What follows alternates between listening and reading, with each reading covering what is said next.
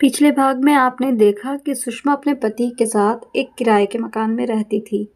शादी के 1 साल बाद उसकी बेटी रूबी पैदा हुई और 3 साल बाद दूसरी बेटी पिंकी पैदा हुई। उनकी जिंदगी खुशियों से भरी थी।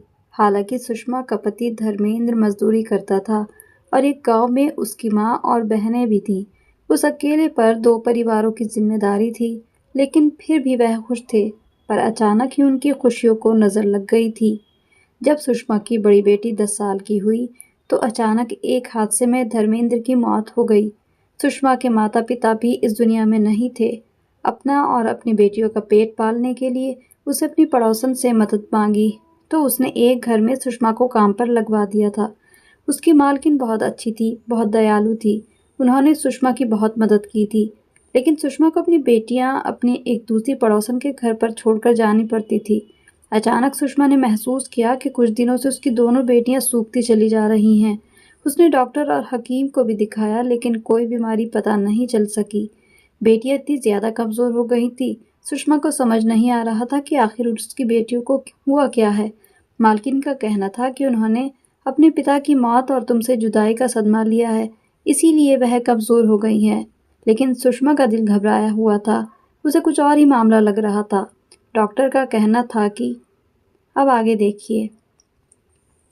डॉक्टर ने चेक करने के बाद यही कहा कि बस कमजोरी है, इन्हें अच्छा खाना दीजिए और 1-2 दवाइयाँ लिख दी। तो सुषमा भी संतुष्ट हो गई थी कि इस समय सच में ही अपनी बेटियों के अच्छे खाने की तरफ तो कभी उसका ध्यान ही नहीं गया था। बेचारी पिता के मरने के बाद तो उन्होंने कभी पेट भरकर खाना ही नहीं खाया था, तो फिर अब ऐसे में कमजोर ही होना थी। और रूबी को समय से दवा खाने को कहा था। उसके लिए कुछ फल लाकर घर में रख दिए, उसे खाते रहने को कहा। रूबी ने भी अपनी माँ की बात सुनकर सर हिला दिया था। लेकिन अभी रूबी का मसला हल नहीं हुआ था। वह भी वैसे की वैसी थी। ना तो उसकी कमजोरी दूर हुई थी, ना उसकी आंखों के फैले हुए काले घेरे मिटे। सुषमा ने डॉक्टर के बाद हकीम को भी दिखाया, क्योंकि सुषमा को डर था कि शायद उसे लीवर की कोई परेशानी ना हो। लेकिन हकीम के भी बताए हुए हिसाब से रूबी बिल्कुल ठीक थी। उसने भी उसे सिर्फ ताकत की दवाइयाँ दी थी। वह दवाइयाँ खाने के बाद भी रूबी को कोई फर्क नहीं पड़ा था। उसका रंग इस तरह पीला होता जा रहा था। वे बहुत ज्यादा कमजोर होती जा रही थी। सुषमा की परेशानी बहुत ज्यादा बढ़ चुकी थी। वह समझ नहीं पा रही थी कि उसकी बेटी का ये हाल क्यों हो रहा था, उसके साथ यह सब क्या हो रहा है। लेकिन उन्हीं दिनों सुषमा की छोटी बेटी पिंकी भी अपनी बड़ी बहन की तरह लगने लगी थी। उसका चेहरा भी पीला पड़ गया और आंखों के चारों तरफ काले घेरे पड़ गए थे।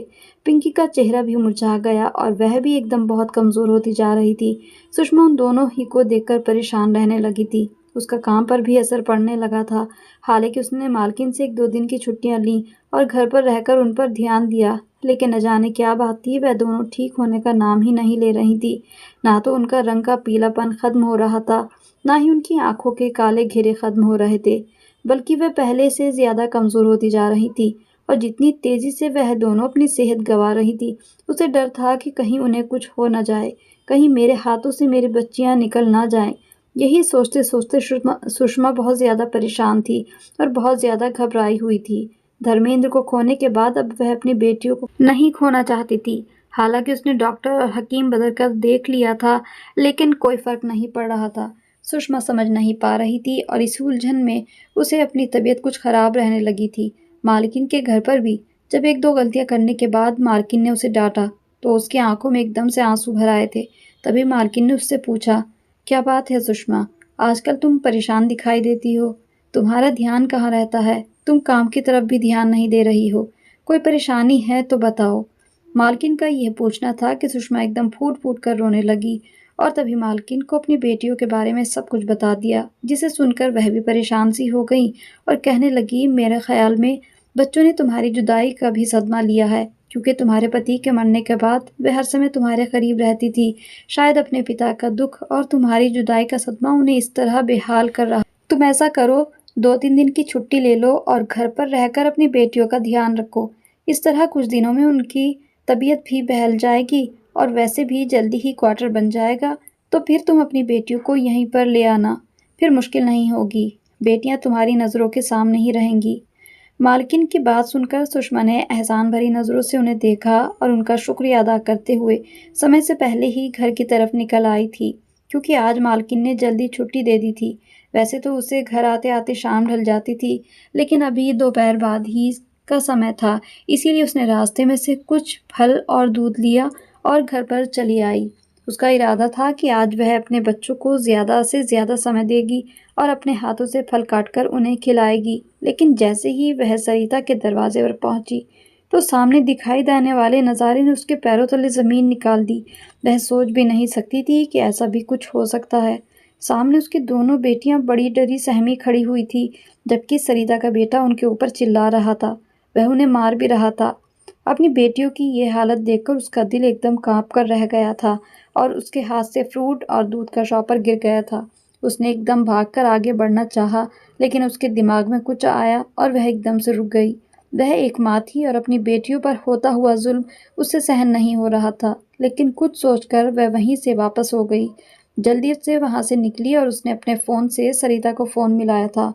उसकी बेटियों के पास तो फ़ोन नहीं था। एक छोटा-सा पुराना फ़ोन उसने अपनी बेटियों की सुरक्षा को नज़र में रखते हुए मालकिन से लिया था कि कम से कम वह बीच-बीच में उनके बारे में पूछ तो सकती थी। उसने सरिता को फ़ोन करके कहा कि वह जल्दी ही घर पर आ रही है और उसकी बेटियां घर पर खुद आ जाएं। सरिता ने उसकी बेटियों को भेज दिया। बेचारी न जाने कैसे अपने आंसुओं को रोके अपने घर तक पहुंची होंगी। उनके दिल पर क्या गुजरी होगी इस सारे अत्याचार के बावजूद। लेकिन सुषमा अपने मन में कुछ और ही सोच बैठी थी।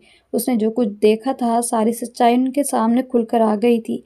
उसकी बेटियां क्यों दिन पर दिन इतनी कमज़ोर होती जा रही थी, आज उसको सब कुछ पता चल गया था। लेकिन उसकी बेटियों ने कभी भी उससे इस सब के बारे में कोई ज़िक्र तक नहीं किया था। हैरानी की बात तो सुषमा के लिए यही थी, लेकिन अभी वह सारी बात अपनी बेटियों से करने वाली थी, तो माँ को देखते ही दोनों बेटियां एकदम दौड़ती हुई उसके सीने से आ लगी।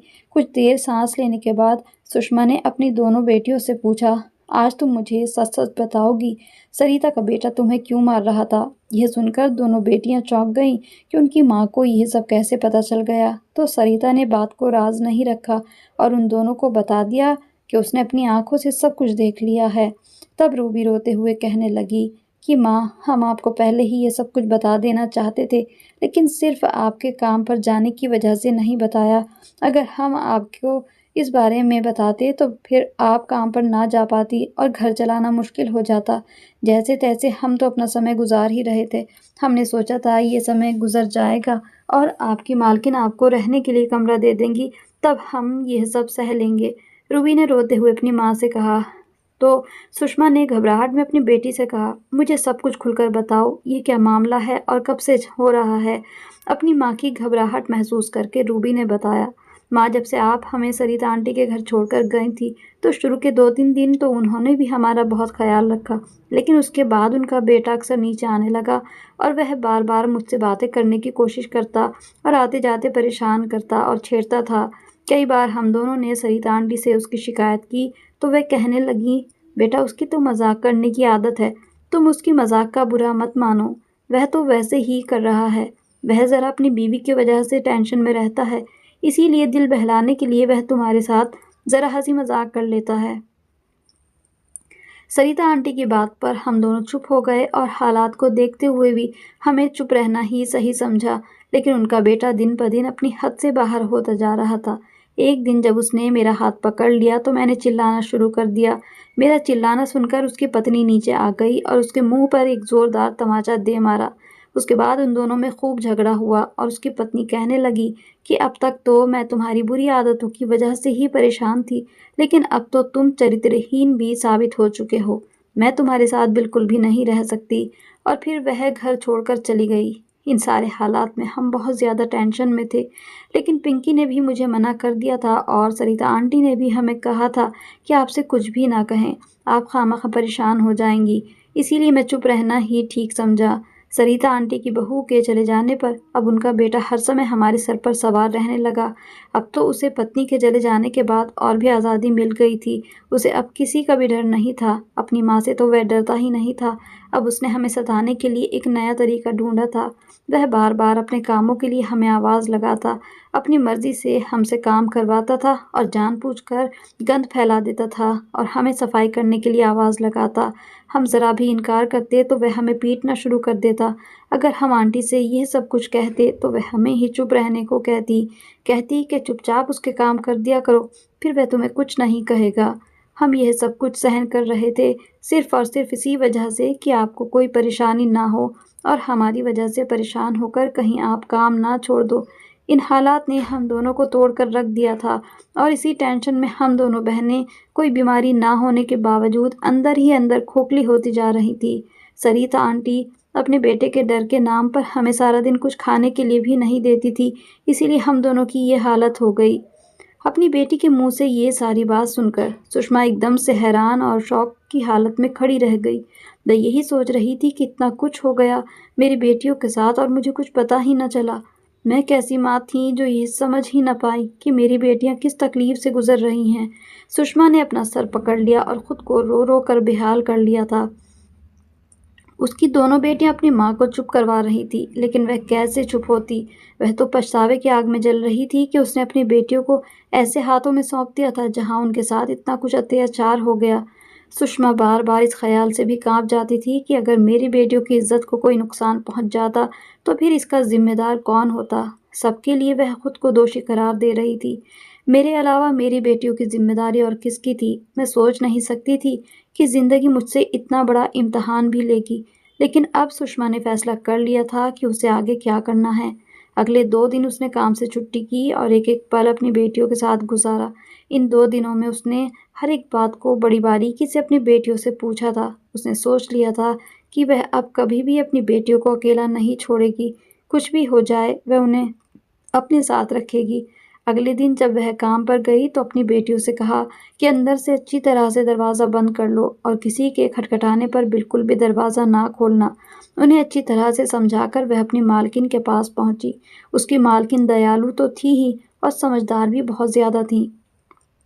सुषमा ने जाकर खुले शब्दों में एक एक बात अपनी मालकिन को बताई कि अब तक उसकी बेटियों के साथ कैसे कैसे हालात गुजर चुके हैं।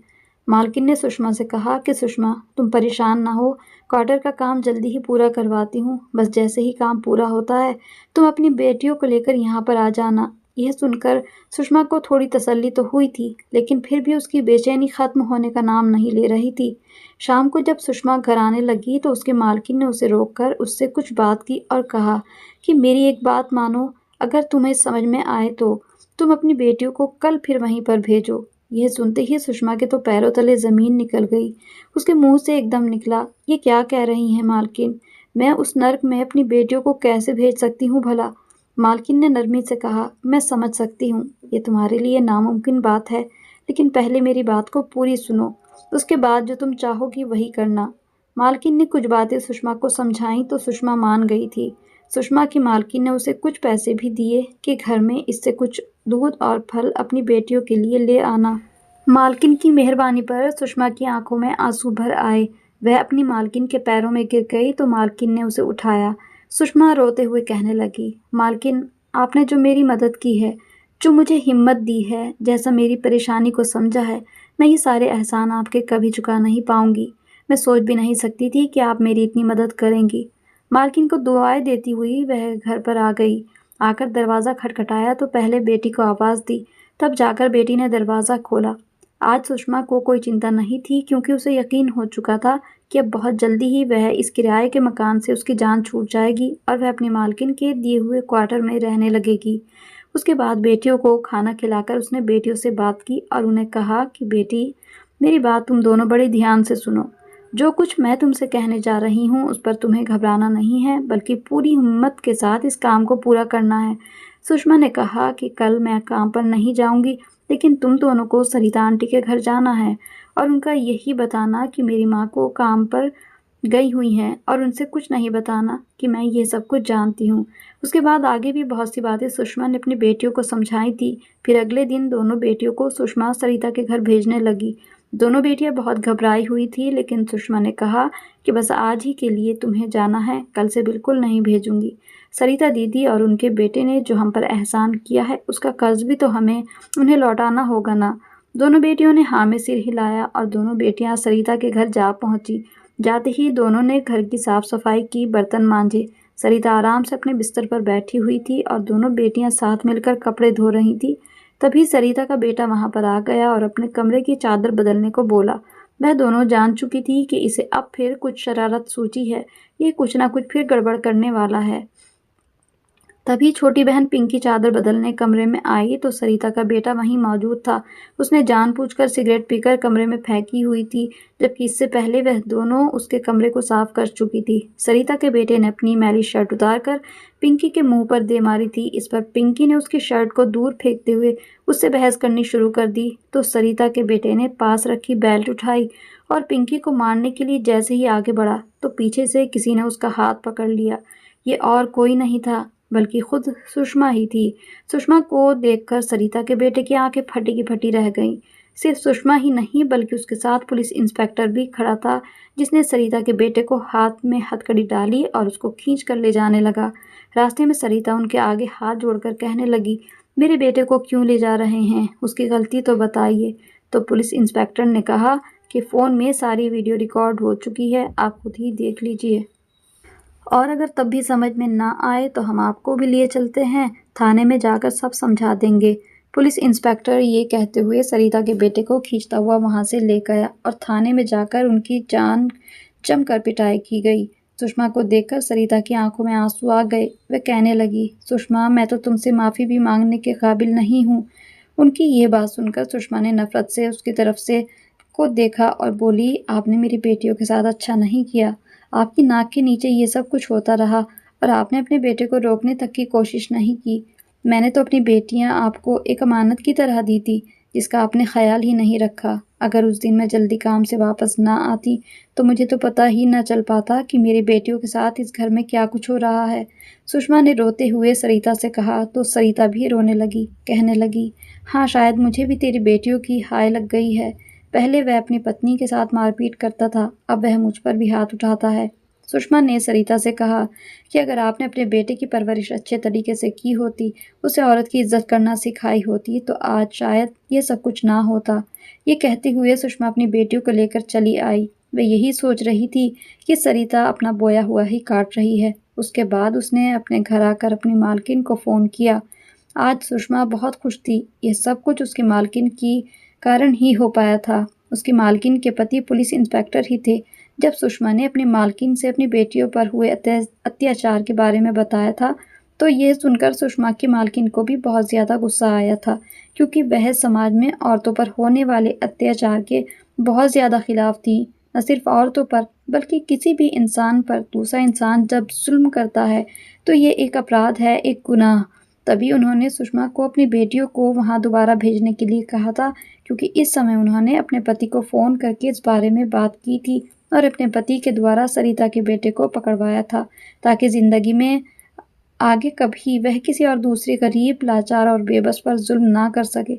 घर जाकर सुषमा ने अपनी मालकिन का बहुत धन्यवाद किया। मालकिन ने उसको जल्दी ही किराए का मकान छोड़ने को कहा और क्वार्टर में आने को बोला। तो सुषमा और उसकी बेटियां अपना सामान समेटने लगीं। जो इस मकान में गुजरे पिछले कई सालों की यादें आंखों में आंसू बनकर झिलमिलाने लगी थी। शादी होने के बाद सुषमा का पति धर्मेंद्र उसे इसी मकान में लेकर आया था और फिर उसकी दोनों बेटियां भी इसी मकान में पैदा हुईं और फिर तब से अब तक वह यहीं पर रह रही थी। न जाने कितनी सुख और दुख की यादें इस घर से जुड़ी हुई थी, लेकिन सुषमा क्या करती? उसके पास अभी इतना हिसाब नहीं था कि वह इस मकान को खरीद पाती। वह तो किराया ही मुश्किल से दे पाती थी और अब भी जबकि इतना सब कुछ हो गया था, वह अपने आप को और अपनी बेटियों को अकेले नहीं रखना चाहती थी। धर्मेंद्र इस दुनिया से जा चुका था, लेकिन उसकी यादें इस घर के कोने कोने में बसती थी। इसीलिए सुषमा का दिल खून के आंसू रो रहा था, पर क्या करती, यहाँ से जाना तो था ही। उसके बाद सुषमा अपनी बेटियों और सामान को लेकर अपने नए क्वार्टर में आ गई। वहाँ जाकर उसकी बेटियाँ काफ़ी खुश थीं, क्योंकि उन्हें अब अपनी माँ से जुदाई नहीं सहनी पड़ेगी। धीरे धीरे अब उनकी सेहत भी अच्छी होने लगी थी। अपनी मालकिन का एहसान चुकाने के लिए सुषमा ने अपनी बेटियों को भी मालकिन के घर काम पर लगा दिया था। इस पर मालकिन ने सुषमा से कहा कि अपनी बेटियों को नौकरानी ना बनाओ बल्कि इन्हें पढ़ाओ। मालकिन की मेहरबानियां ख़त्म नहीं हो रही थी। उन्हीं की मेहरबानी के नतीजे में सुषमा की बेटियां पढ़ लिख सकी और फिर उनकी शादी होने तक भी मालकिन ने ही सुषमा का साथ दिया था। सुषमा की शादी सुषमा की बेटियों की शादी अच्छे घरों में हो गई। बस यही सुषमा की ज़िंदगी की कामयाबी थी। और वैसे भी गरीब का सब्र खाली नहीं जाता। हालात जितने ख़राब हुए थे, सुषमा ने कभी किसी के आगे रोना नहीं रोया था, बस मदद ज़रूर चाही थी, वह भी हर किसी से नहीं। उसकी नज़र में सिर्फ उसकी मालकिन ही थी जो उसको सही तरीके से सहारा दे सकती थी। वह हमेशा ही अपनी पड़ोसन से बात करती थी, जिसने उसे मालकिन तक पहुँचाया था। अपनी ज़िंदगी के बुरे वक्त में सुषमा का जितने लोगों ने भी साथ दिया था, वह हमेशा ही उनकी एहसानमंद रही। बस इस कहानी से हम यही सीखते हैं कि हम कितने भी मजबूर हों, अगर हमें किसी के सहारे या मदद की ज़रूरत है, तो आंखों पर पट्टी बांधकर किसी पर विश्वास ना करें, बल्कि पूरी सूझबूझ के साथ हालात को नज़र में रखते हुए सही फैसला लें। कोई कितना भी अच्छा क्यों ना दिखता हो, उसकी अच्छाई या बुराई उसके बर्ताव को बरतने के बाद ही पता चलती है। यही हमारी कहानी की सीख है।